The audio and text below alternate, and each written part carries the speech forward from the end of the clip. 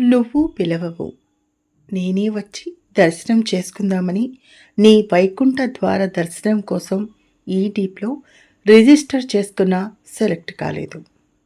300 రూపాయల టికెట్ కోసం ట్రై చేశా, బుక్ కాలేదు.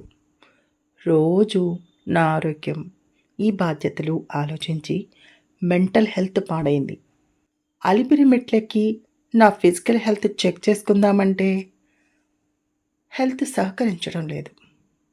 నిన్ను చూసి నా మెంటల్ హెల్త్ సెట్ చేసుకుంటా. సర్వదర్శనానికైనా నన్ను పిలువు స్వామి.